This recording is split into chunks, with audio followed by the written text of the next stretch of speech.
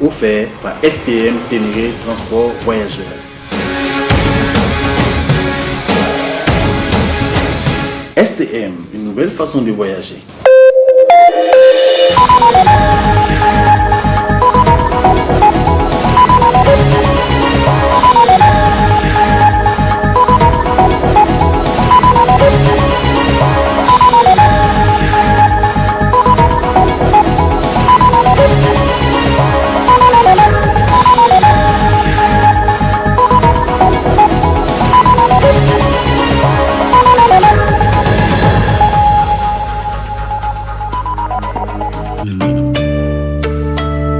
Messieurs, dames, bonsoir et ravi de vous retrouver sur cette édition du soir. Édition que nous débutons avec la mission d'évaluation de la candidature du Niger à l'organisation des assemblées annuelles de la Banque africaine de développement est arrivée en fin de mission la semaine dernière. Je vous propose le film complet des différentes étapes de la mission de la BAD dans notre pays. Ce serait en fin de ce journal. La suite de cette édition avec la célébration ce jour 23 mars 2020 de la Journée mondiale de la météorologie. Le thème retenu cette année est le climat et l'eau. D'autres détails avec Sharifatou Suleiman. Cette journée a été instituée en 1950 par l'Organisation météorologique mondiale. Le thème retenu cette année est le climat et l'eau. À mon sens, un thème qui est venu avoir nommé. Et donc ça reporte donc à d'abord l'interaction effectivement entre le climat et puis l'eau, parce que ce sont des éléments. L'eau rentre également dans le climat, dans les aspects climatiques. Mais ici, on peut faire ressortir, n'est-ce pas, l'importance du climat effectivement aussi sur l'eau, et en termes de quantité, en termes de qualité, mais également en termes de disponibilité, donc selon les zones. Et donc c'est en ce sens qu'aujourd'hui, on va le développer certainement plus tard, donc comment ce climat-là pourrait jouer, et surtout en revenant sur notre cas, n'est-ce pas, donc le cas du Niger, c'est comment le climat peut jouer sur la disponibilité des ressources en eau, ou également en termes de quantité, n'est-ce pas, ou n'est-ce pas, de cette eau-là. La météorologie présente un particulier pour les populations. On n'évolue plus dans l'inconnu aujourd'hui. Dans le temps, on se lève, n'est-ce pas, et on ne sait pas de quoi sera fait demain, ou 2 jours, ou 3 jours après. Aujourd'hui, donc, avec l'arrivée de la météo, et surtout avec le développement du secteur de la météorologie, aujourd'hui, on est en train de fournir des prévisions, n'est-ce pas, pour arriver à informer le public, qu'ils aient façon météorologique ou climatologique, pour qu'ils sachent que dans leur environnement, voilà les risques, les différents risques qui existent, et qu'en termes de prévision, que l'on dise voilà ce qui peut advenir. Et nous avons également des prévisions climatologiques, n'est-ce pas, aujourd'hui, et un des produits phares de la direction de la météorologie nationale, comme pour tous les pays du monde, c'est la prévision climatologique. Et là donc, ce que l'on appelle la prévision climatique saisonnière. De quoi il s'agit? Il s'agit effectivement un mois, 2 mois à l'avance d'essayer de prévoir, n'est-ce pas, le profil de la saison à venir. Je parle de profil parce qu'avant c'était juste la qualité, en termes de qualité de la zone. Est-ce qu'il va faire une pluviométrie honorable, une pluviométrie normale, excédentaire ou déficitaire? Maintenant, en plus, on a mis des prévisions de paramètres agroclimatiques pour savoir appréhender les débuts éventuels probables de la saison, la fin de la saison, n'est-ce pas? Et surtout aussi les séquences sèches à l'intérieur de cette saison-là. Donc ça veut dire qu'on a fait une très grande avancée pour permettre aujourd'hui, par exemple, aux paysans de faire la planification, n'est-ce pas, de leur saison, la campagne agro-pastorale. Je vous le concède, la communication n'a pas encore avancé, la sensibilisation n'est pas effective. Je crois que c'est un travail qui doit continuer, et l'État ainsi que nous, en termes de services météorologiques, nous sommes à pied d'œuvre pour que effectivement les populations soient informés, surtout dans cette ère de changement climatique, pour qu'ils arrivent à s'adapter et à devenir résilients face à leur climat, et effectivement éviter, n'est-ce pas, certaines pertes qui malheureusement interviennent très souvent. Ainsi, au Niger, la célébration de cette journée permet de sensibiliser les populations afin de les préparer à amoindrir les impacts des catastrophes naturelles. La première dame Hadja Aïssata Issoufou a livré un message de sensibilisation sur les mesures d'hygiène simples à adopter pour mieux lutter contre le coronavirus. Suivez plutôt. Depuis le déclenchement de la pandémie du Covid-19 à travers le monde, certains pays de l'Afrique, dont le nôtre, ne misent que sur les mesures de prévention. Et c'est surtout celles relatives à l'hygiène qui sont fortement conseillées par les autorités. Si au Rwanda et au Sénégal voisin, ce sont les présidents Paul Kagame et Macky Sall qui ont donné l'exemple à travers une vidéo de lavage des mains. Au Niger, c'est la première dame Hadja Aïssata Issoufou qui s'est donnée à cet exercice. Notre continent n'est pas épargné. Pour faire barrage, des mesures d'hygiène simples sont nécessaires, dont le lavage régulier des mains à l'eau et au savon qui est une arme efficace. Nous devons nous laver les mains correctement et le lavage des mains doit se faire en tenant compte de toute la main entre les doigts et n'oubliez pas les bagues. C'est important.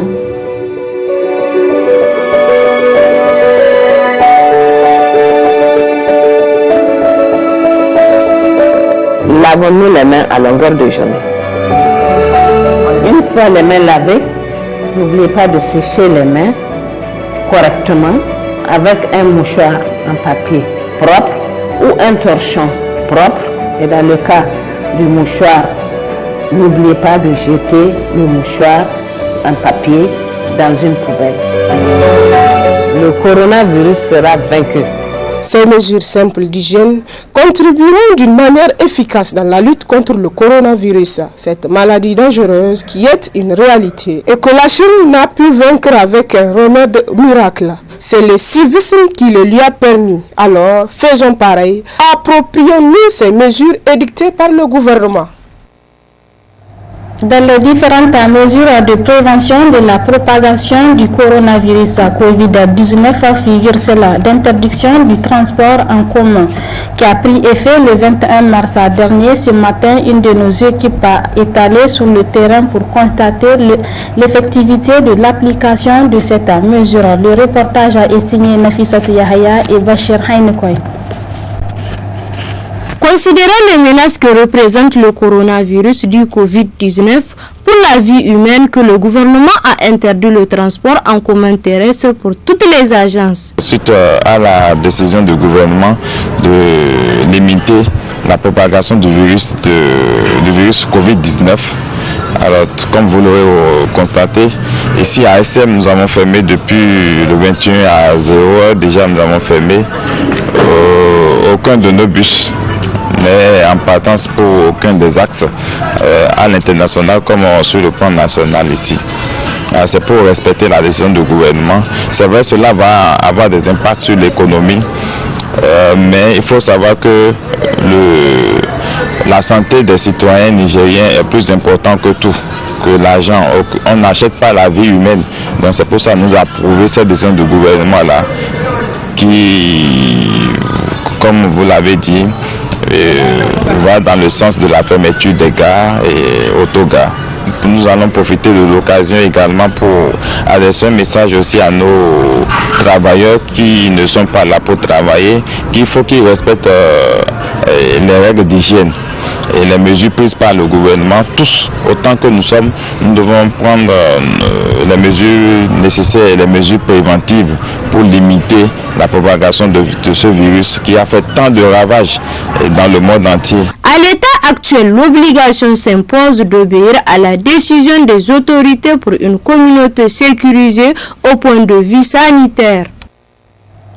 Toujours dans la lutte contre le coronavirus, les autorités nigériennes intensifient leurs dispositifs de prévention. Depuis cet après-midi, des ambulances sont désormais mises à la disposition des différentes communes de Niamey pour faire face à la pandémie. Ralia Sami et Moumouni Abdrahman.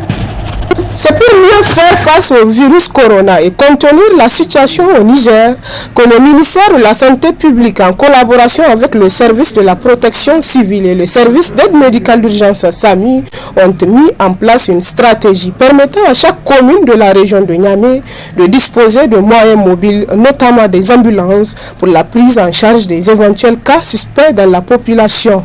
circonscrire ce phénomène, gérer en tout cas les éventuels cas suspects. Et c'est dans ce cadre que nous avons élaboré cette stratégie. Et la compagnie des sapeurs-pompiers, donc la protection civile et le SAMU. Et cette stratégie donc va consister à couvrir les 5 arrondissements de Niamey avec des ambulances qui vont être positionnées au niveau de chaque commune de Niamey et pour faire face en tout cas aux cas suspects, aux autres cas ou à toute autre interpellation que la personne ait voyagé ou non, dès qu'elle a un symptôme dont on pense est proche du symptôme de cette maladie, et la population peut faire appel. Et vous avez vu au niveau de chaque ambulance et chaque quartier, et du moins chaque arrondissement a ses numéros spécifiques. Il y a 3 numéros pour réduire la saturation des lignes, et chaque arrondissement a 3 numéros. Les groupements des sapeurs-pompiers du Niger et le service d'aide médicale d'urgence SAMU réaffirment leur engagement à accompagner le gouvernement dans ses efforts de lutte contre le coronavirus. Nous avons mis en place un dispositif de maillage. Ce dispositif-là est un dispositif qui permet un traitement de proximité des interventions. Dans chaque commune, nous avons un certain nombre d'ambulances et nous avons des numéros d'appel pour ne pas saturer les numéros d'appel existants déjà. Donc ces ambulances, c'est des ambulances qui sont mises en place spécialement et spécifiquement pour le traitement, donc dans le cadre de la cassure et la rupture de la chaîne de contamination du Covid-19. Dans cette crise, il ne faudrait pas que les patients se transportent directement vers les services d'urgence.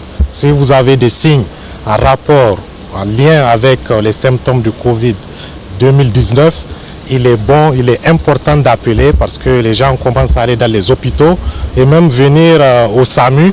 On a quasiment envahi tous les jours, donc il faut utiliser ces numéros pour permettre un premier filtre, pour permettre de décider s'il faut vous prendre en charge chez vous ou si votre état nécessite l'envoi d'une ambulance pour vous prendre en charge avec une équipe et le matériel spécialisé. Ainsi donc, toutes les communes de la région de Niamey, principale région dans laquelle les 2 cas ont été enregistrés, disposent désormais des ambulances équipées de matériel spécifique pour le contrôle de la maladie.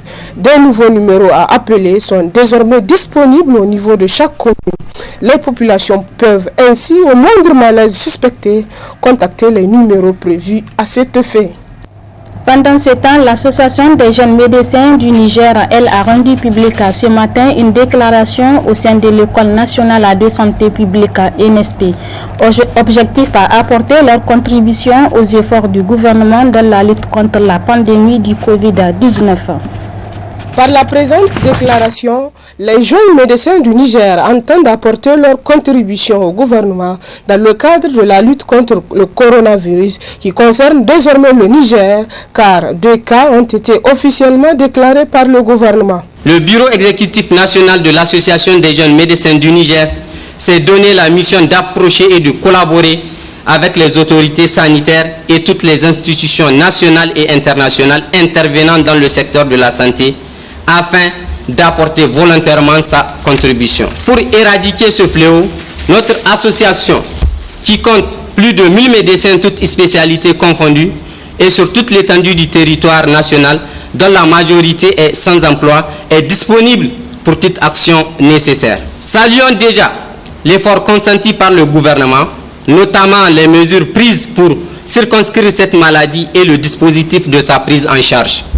En tant que médecin, notre devoir envers les autorités est de déférer à leurs réquisitions en matière d'urgence sanitaire ou toute autre catastrophe naturelle. Et envers nos communautés est de connaître, faire connaître et respecter les règlements sanitaires par les populations. Pour mieux faire face à cette pandémie, les jeunes médecins du Niger en appellent les citoyens au respect scrupuleux des mesures préventives telles que dictées par le gouvernement. La discipline à sauver la Chine. Je dis bien la discipline. Faisons autant. Respectons les principales mesures de prévention, notamment laver fréquemment les mains à l'eau et au savon ou au gel hydroalcoolisé. Tousser ou éternuer dans son coude ou dans un mouchoir jetable à usage unique. Éviter les poignées de main, éviter les rassemblements et limiter les déplacements et les contacts. Accepter le confinement. Contacter au besoin en cas de fièvre, toux ou difficulté à respirer, etc. Et pour toute autre information sur cette maladie, il faut contacter le SAMU Niger et les autres contacts indiqués par les autorités sanitaires. De ce fait, nous invitons toute la population au respect strict de toutes les mesures prises et de collaborer avec les autorités sanitaires pour juguler ce fléau. Demande à toutes et à tous à plus de retenue, car face à cette situation, la communication est très sensible et rappelle que seules les autorités sanitaires sont habilitées à communiquer.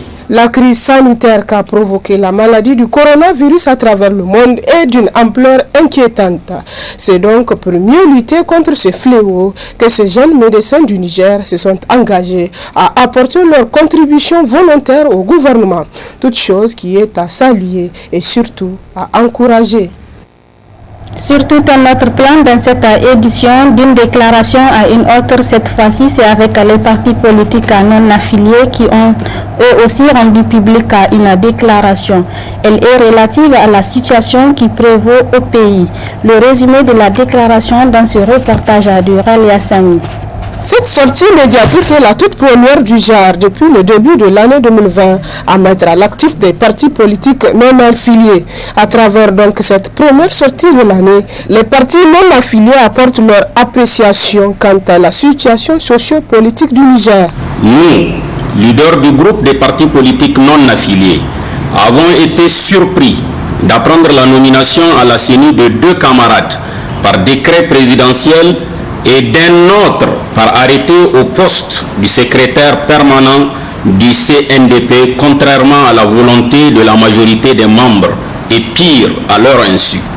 Ainsi, nous, partis politiques non affiliés, dénonçons et condamnons ces nominations antidémocratiques, non consensuelles et contraires à la morale publique au regard de leur statut de président de parti politique qui les disqualifie de facto à toute éventuelle candidature aux élections présidentielles, législatives et même locales en tant que membre de la CENI permanente. Prenons à témoin l'opinion nationale et internationale par rapport aux conséquences dommageables de ces nominations de complaisance sur la transparence et l'équité du processus électoral en cours au Niger. Demandons à la Cour constitutionnelle et à la CENI de surseoir à l'organisation de la prestation de serment de ses camarades non représentatifs et ne remplissant pas les critères de désignation tels que prévus par le code électoral, à savoir être des cadres supérieurs et jouir d'une bonne moralité, jusqu'à ce que la justice nigérienne statue sur ce dossier. Ils encouragent par ailleurs le gouvernement à aller au bout de l'audit engagé au niveau du ministère de la Défense. À l'instar de la majorité des forces vives de la nation qui se sont prononcées contre le traitement complaisant des résultats de l'audit du ministère de la Défense nationale, les partis politiques non affiliés demandent au président de la République, commanditaire du dit audit, de créer les conditions de la finalisation du processus enclenché, de respecter et de faire respecter le principe de séparation de pouvoir tel que le consacre la Constitution du 25 novembre 2010.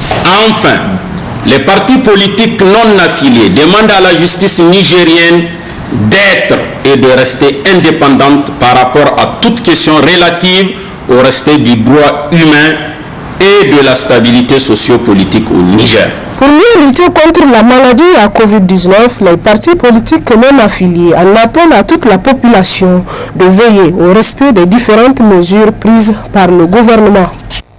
Le syndicat national des enseignants contractuels et de l'éducation de base à SINASEB a rendu public hier dimanche 22 mars 2020 une déclaration de presse dans laquelle ils réclament entre autres la libération de leurs camarades arrêtés lors de la manifestation du 15 mars dernier. De reportage.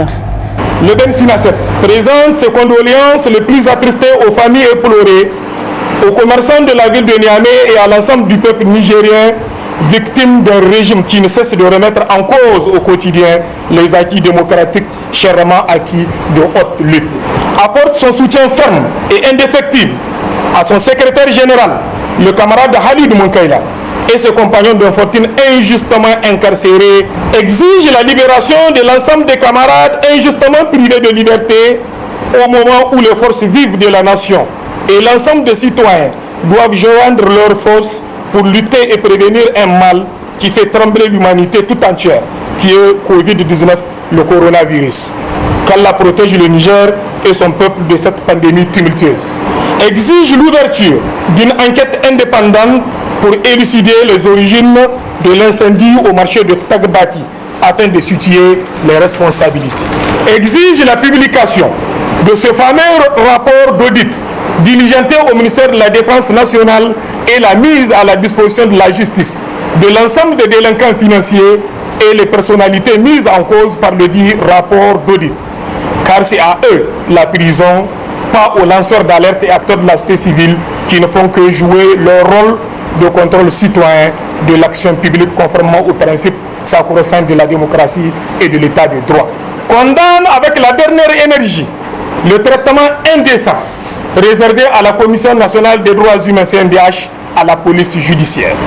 Cette institution de la République, conduite par des hommes responsables, qui n'est que dans son rôle régalien, ne mérite pas un tel traitement qui ne vise qu'à entraver et remettre en cause les attributions que lui confère la Constitution du 25 novembre 2010. Apportons à la CNDH tout notre soutien dans sa décision de porter plainte au moment opportun contre les responsables de ces actes rétrogrades et ignobles.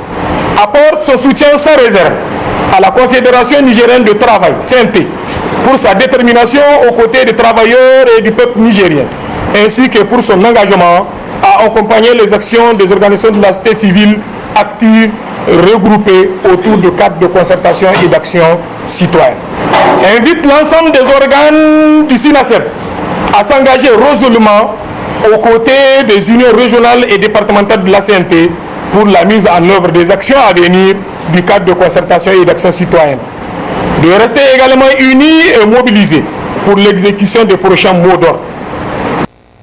La Confédération nigérienne du travail CNT a elle aussi rendu public ce 23 mars 2020 une déclaration relative à la situation sociopolitique et économique du pays. La teneur dans cet extrait avec le secrétaire général de la CNT, Sako Mahamadou. Le bureau exécutif national de la CNT déplore la mauvaise gestion de la manifestation projetée le 15 mars ayant entraîné la mort des citoyens innocents et rend les pouvoirs publics seuls responsables de ces actes de barbarie. Le pouvoir tyrannique abat! Le pouvoir tyrannique abat! Présente ses condoléances les plus émues aux familles des victimes de l'incendie résultant de la mauvaise gestion de l'ordre public par les forces de police. Condamne l'arrestation des leaders à l'occasion de la manifestation projetée le 15 mars, ainsi que l'entrave de l'exercice du mandat de la CNDH par les responsables politiques du pays. Exige la libération immédiate et sans condition de tous les leaders arrêtés et jetés en prison sans charge sérieuse, au rang desquels le secrétaire général adjoint de la CNT, le camarade Halid Munkaila, le camarade Moudi Moussa Ejia du Sinatic, affilié à la CNT, et tous les autres acteurs de la société civile qui croupissent en prison. Se réserve le droit de saisir les instances internationales en la matière pour dénoncer les entraves à la liberté syndicale dont sont victimes les travailleurs et responsables syndicaux du Niger, notamment le SINASEB et le SINIGEN. Encourage le gouvernement dans la lutte contre le terrorisme et la pandémie du coronavirus et l'invite à plus de transparence dans sa communication. Demande au gouvernement de créer les conditions d'un apaisement indispensable à l'ouverture d'un dialogue franc et honnête avec les partenaires sociaux.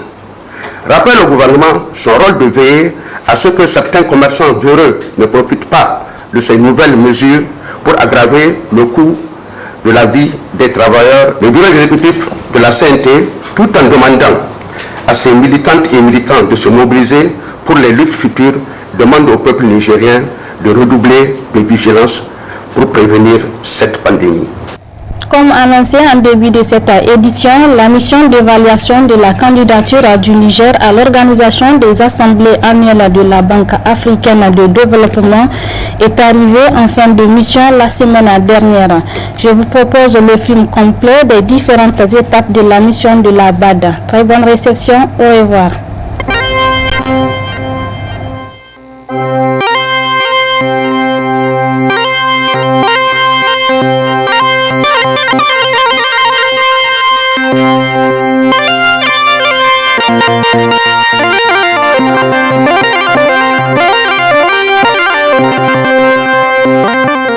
Conduite par la chef de la mission Dr Nelly Iteba, médecin en chef de la santé, la délégation comprenant différentes entités de la Banque africaine de développement est arrivée à Niamey le samedi 7 mars 2020 avec comme objectif principal d'évaluer les capacités du Niger à accueillir les assemblées annuelles de la banque.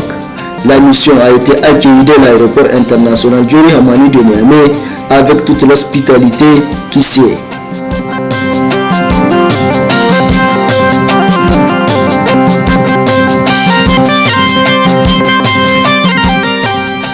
Au lendemain de son arrivée, la mission s'est retrouvée à l'Agence nationale pour l'économie des conférences ANEC, une structure créée par décret présidentiel le 10 janvier 2020 dans le but de faire du Niger un hub en matière de conférences internationales.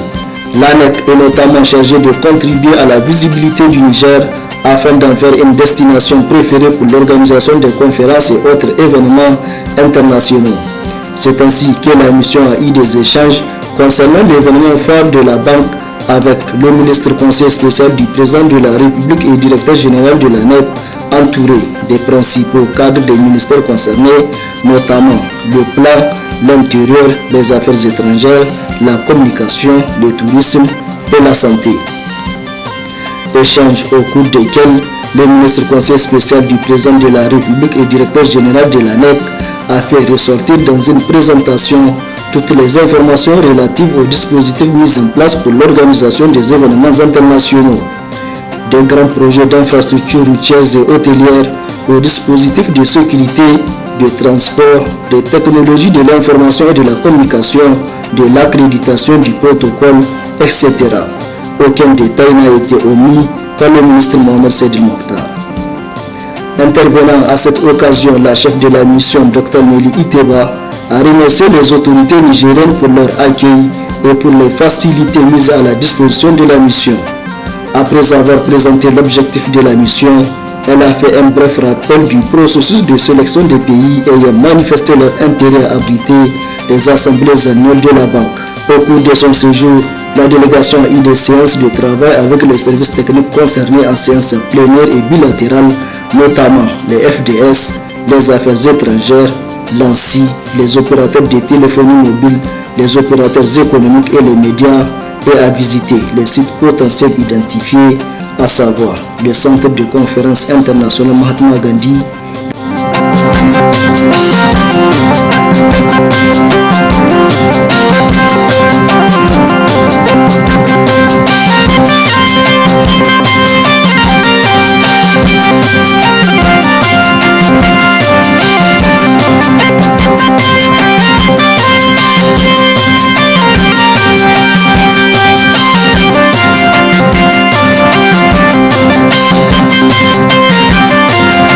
le palais du Congrès,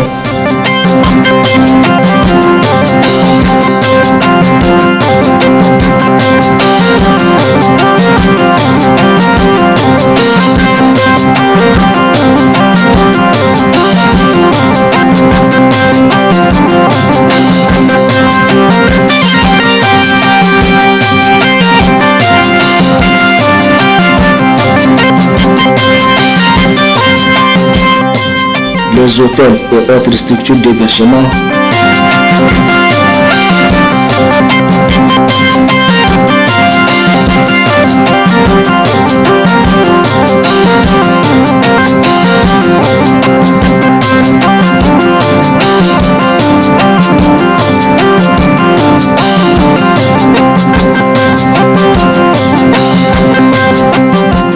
Les principaux hôpitaux.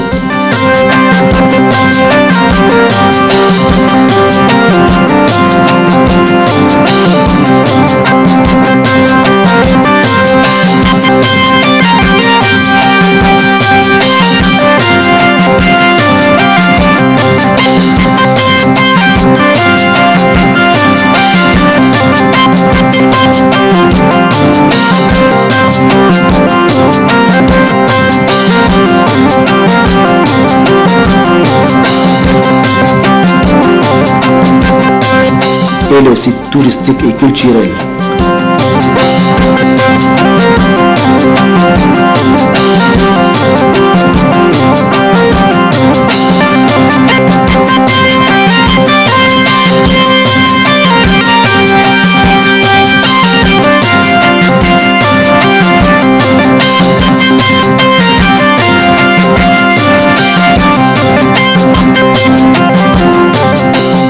La mission a également visité l'aéroport international Diori Hamani.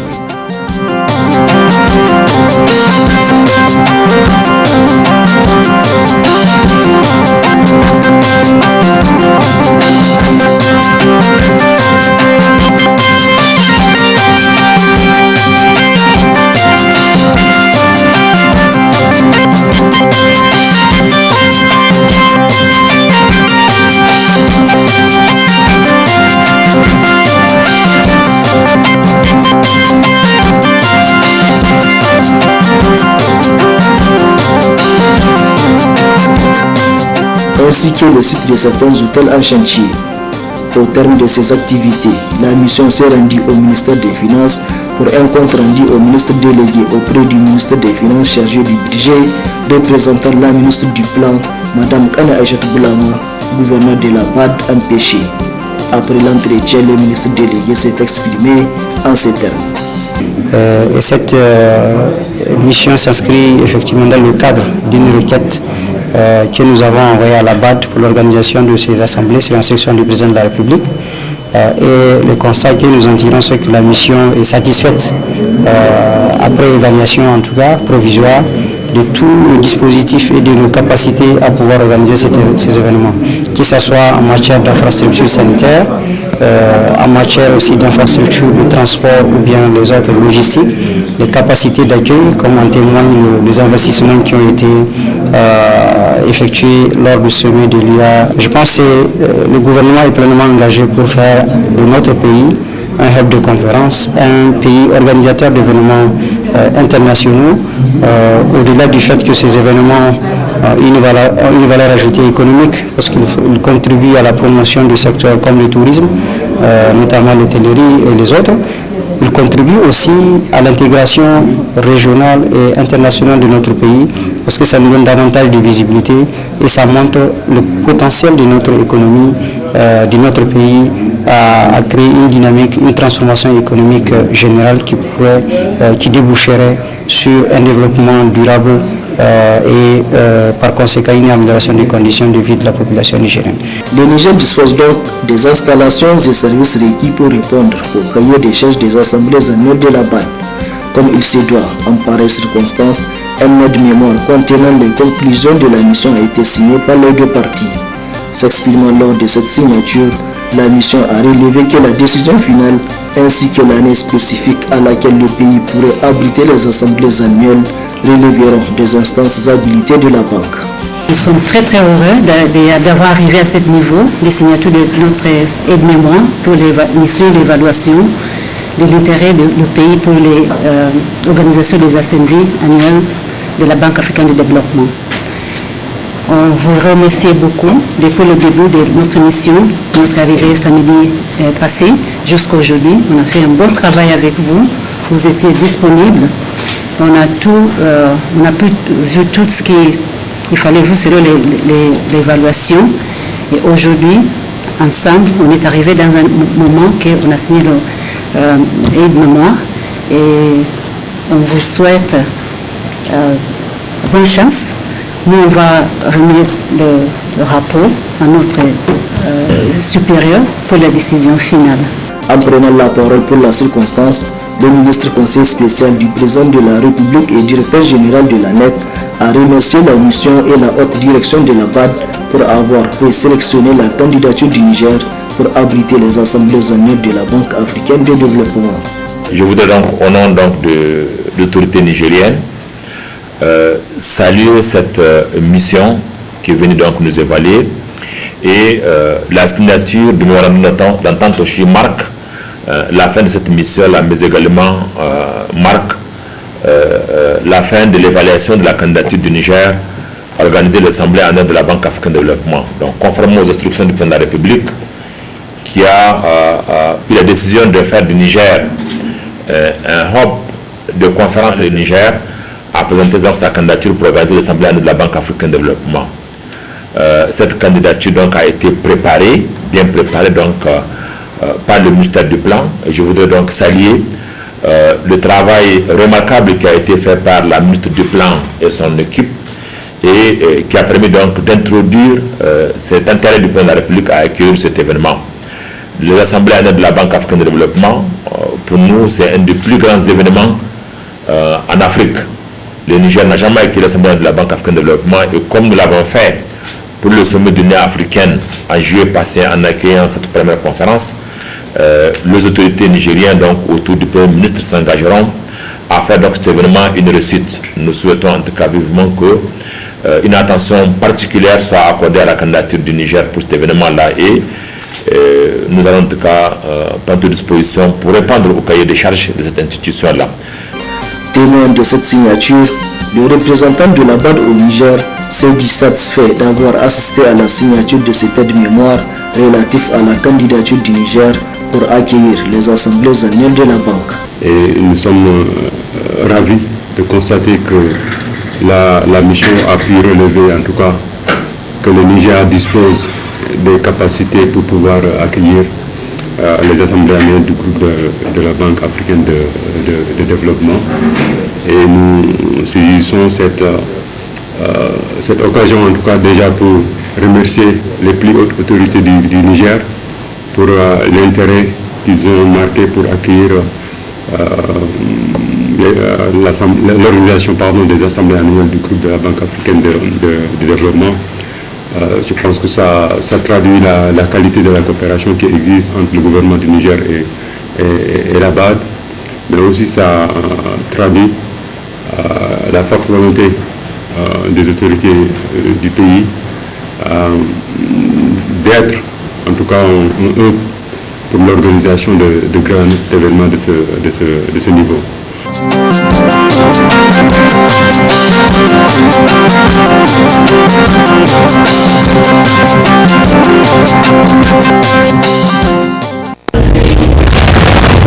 Ce journal vous a été offert par STM Ténéré Transport Voyageurs. STM, une nouvelle façon de voyager.